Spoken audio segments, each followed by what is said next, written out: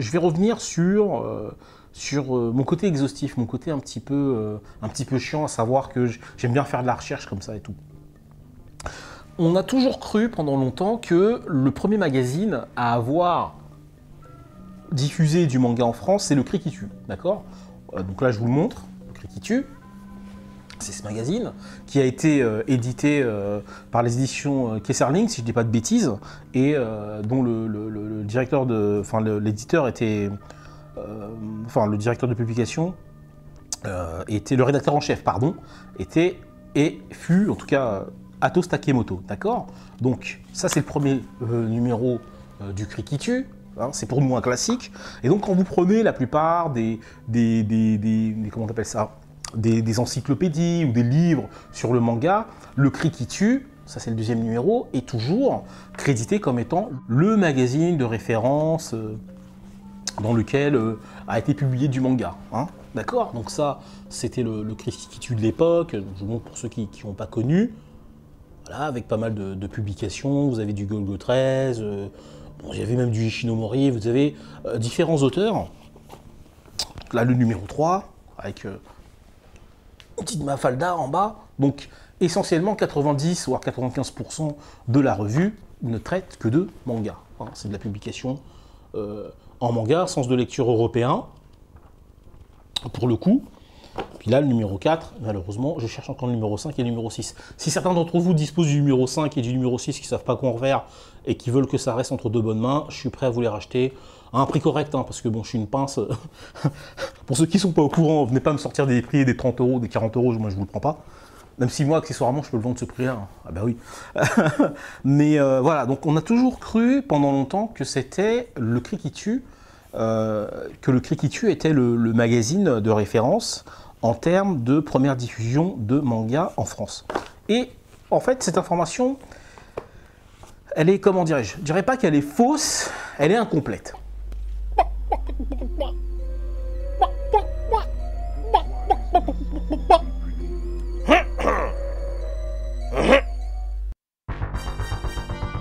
La fin du XXe siècle. Des quatre coins de la France, des jeunes passionnés de dessins animés japonais se rencontrent pour partager leur passion. Parmi eux, des filles et des garçons, avides d'une culture dont ils sont les héritiers inconscients. Qui peut expliquer pourquoi la France est aujourd'hui le deuxième marché du manga au monde après le Japon? Qui veut comprendre comment, malgré le mépris des esprits bien pensants, nous avons persévéré dans notre amour d'une culture riche en valeurs, en émotions et en enseignements de vie? Vous le saurez en regardant French Animefy.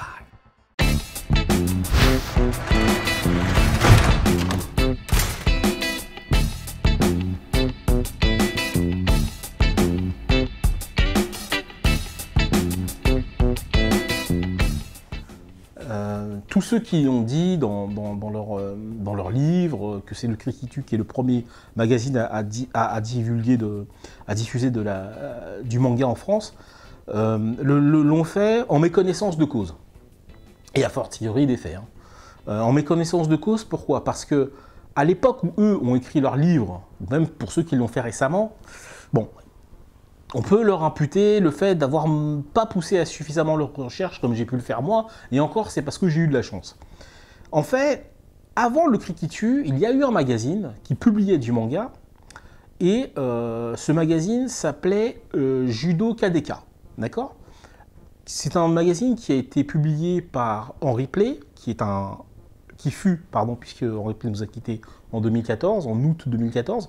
Henri Play fut un des grands karatékas et un des grands artistes martiaux français à donner ses lettres de noblesse aux arts martiaux, plus particulièrement au karaté, dont il est 10e dan, dont il a été un des premiers à être gradé 5e dan hors Japon. Et je crois que le grade le plus haut qu'il a atteint, c'est 10e dan. Après, je laisse les spécialistes du karaté confirmer ce que je dis. Hein. Je ne suis pas sûr sur cette information, mais je sais qu'il est arrivé 10e dan hors Japon, et c'est probablement l'un des premiers non-japonais à avoir atteint ce grade en dehors du Japon. Le karaté, avant la dernière guerre, était une escrime, avec la même idée que l'escrime, plus les poings, bien sûr, les pieds, Mais l'idée était d'avancer, d'évoluer et d'attaquer comme en escrime, avec les mains ouvertes ou fermées, etc. Donc Henri Play est l'initiateur en fait de la publication de manga en France. Lui l'a fait grâce à d'abord ses voyages multiples au Japon, et il avait vu ces bandes dessinées, il en avait rapporté quelques-unes en France, enfin quelques-unes, une bonne centaine, d'après les informations que j'ai pu glaner précisément sur le site de Canal Blog Japon de David Dubois, avec qui j'ai pu échanger pour le remercier par rapport à ses recherches, puisque c'est grâce à ce blog-là que j'ai eu accès à ces informations, entre autres. Hein. Mais c'était vraiment parce que je faisais une recherche sur Henri Play dans le cadre de mon travail d'écriture sur Akira. À un moment donné, j'en arrive à me poser des questions sur Henri Play, et son nom apparaît là et réapparaît de nouveau concernant les mangas. Donc ça a attisé ma curiosité, et à partir de ce moment-là, je me suis dit, mais attends, qu'est-ce que c'est que cette revue et ce magazine? Et sur le site de Canal Blog Japon, Canal Blog, je ne sais plus dans quel sens on le met, mais je vous le mettrai à l'écran pour que vous soyez sûr de retrouver l'information et la référence. Sur le site de Canal Blog donc Japon de David Dubois, dans une de ses posts, dans un de ses posts, il parle effectivement de ce magazine. Alors, pour le coup, moi, j'ai été intrigué, parce que je me dis, merde, si lui, il l'a trouvé, c'est que ça se trouve encore, les magazines. Donc j'ai fait pas mal de recherches sur le net, etc. J'ai vu des gens qui le vendaient, plus ou moins, mais parfois les prix étaient un peu durs, parce qu'a priori, ça allait être un magazine plutôt recherché, ou de collectionneur, enfin bref, j'en sais pas. Mais j'ai recherché des informations sur ce mag. Et il s'avère, et c'est là où je pense que les gens de notre génération, on a un peu merdé, il faut appeler un chat, il s'avère que l'information concernant ce premier magazine avait déjà été donnée en 1996. Et par qui? Eh bien par Toonami. Effectivement, dans le Toonami numéro 22, et je vais vous l'apporter pour vous montrer la preuve,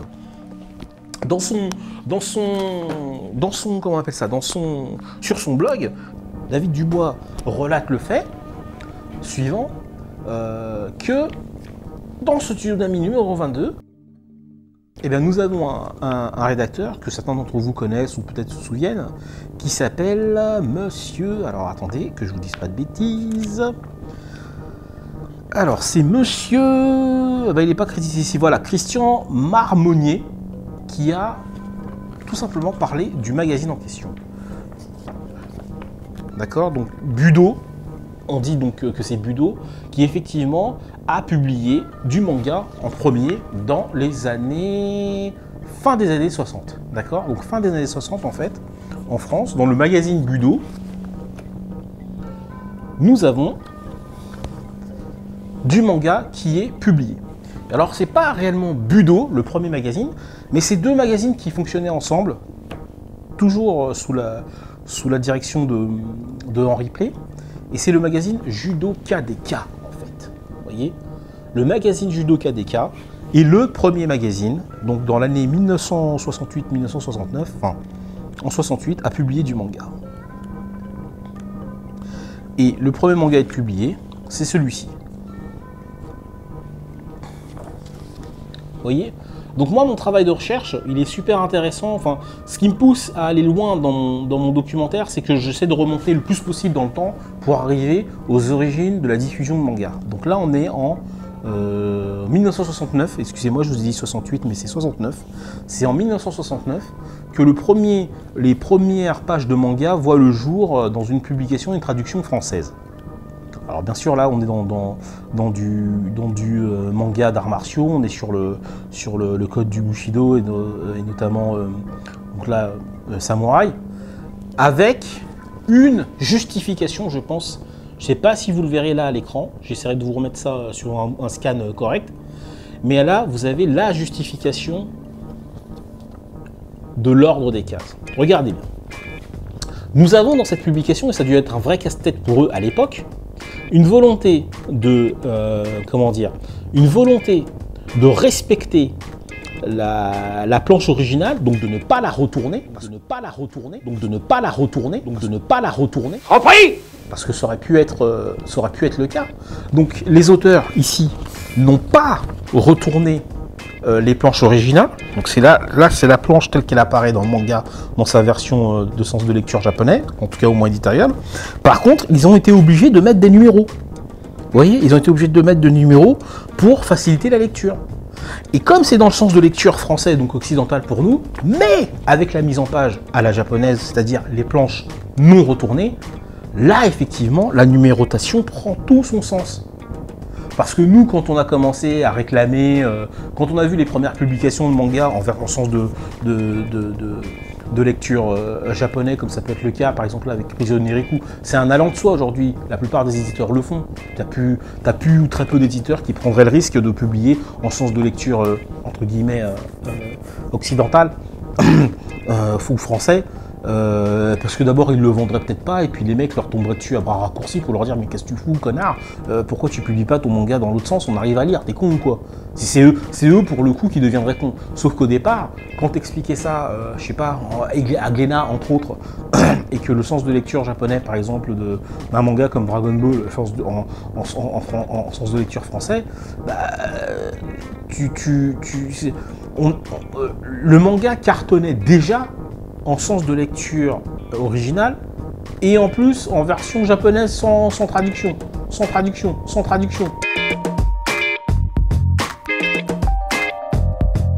On a fait un truc de Vislar, Comme on avait Glénat devant, pour emmerder Glénat, qui faisait ses Dragon Ball et autres titres en sens de lecture français, nous on a dit aux Japonais, mais c'est irrespectueux de vos artistes de le mettre en sens. C'est bon, on les a un peu vitriolés, on a dit, nous on va faire dans le sens japonais, on vous respecte. Ce qui fait que les autres, ils ont dû suivre quand on a ajouté une difficulté. Eux, ils avaient peur d'une difficulté économique, quoi. Nous, on y est allé à donf parce qu'on avait les fans avec nous, on savait qu'ils le voulaient. Qu'est-ce qu'ils voulaient pas, effectivement. On a répondu à la demande, nous. Mais Glénat était coupé du public. Ah bah oui, du coup. Ah ouais, Glénat, c'était des opportunistes. Même si M. Glénat dit qu'il est allé 10 fois au Japon quand il avait 14 ans, tu vois. Mais ils ont profité de la situation, quoi. Donc ça a pas posé plus de problèmes que ça à des gens qui ont l'habitude de lire comme ça, de te dire ah bah les autres ils lisent dans l'autre sens, et de comprendre que ta première case, eh ben, elle n'est pas en haut à gauche mais qu'elle est en haut à droite. Je veux dire, ça n'a pas été compliqué. Très honnêtement, moi je vais vous dire, ce temps d'adaptation, il a dû me prendre, allez, 5 à 15 minutes. Après le cerveau il a enregistré l'information et puis tu comprends qu'il faut lire dans l'autre sens, c'est tout, et ça te gêne pas.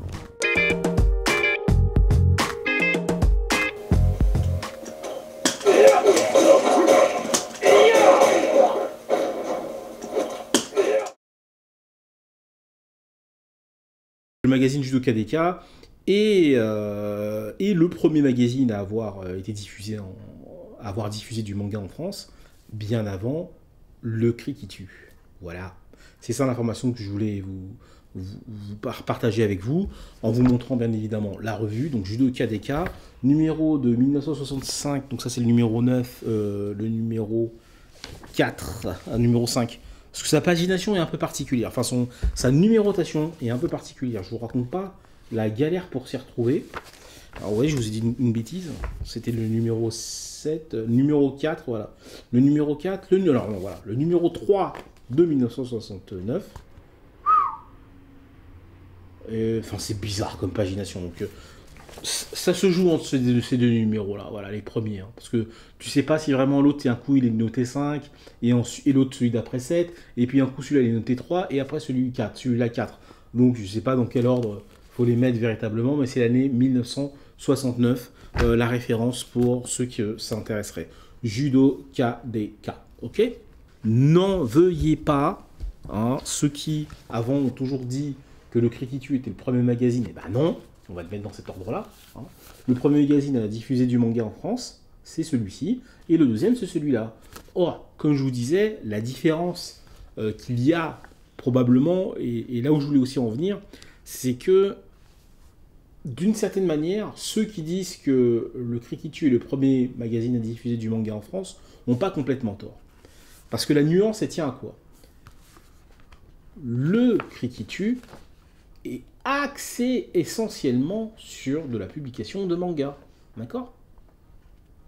Voilà. La différence, c'est tiens ça. Le Criquitu est un magazine qui diffuse essentiellement du manga, là où, effectivement, Judo KDK est un magazine qui diffuse essentiellement des articles sur le monde des arts martiaux, hein, les japonais en l'occurrence surtout, donc judo, karaté, aikido, etc. Et à un moment donné, effectivement, dans son magazine, il y a quelques pages consacrées à du manga.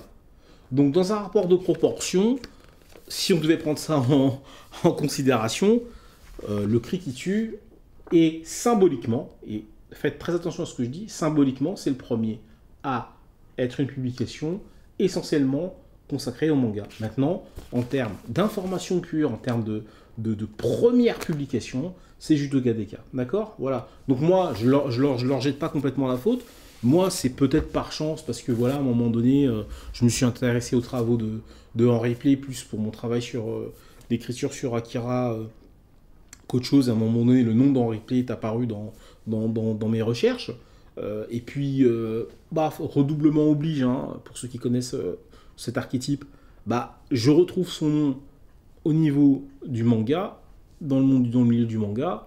Je me dis, ce gars-là a quelque chose à voir avec l'animation japonaise de manière, le monde du manga de manière directe ou indirecte, d'accord? En tout cas, pour ce qui est de son évolution et son développement en France.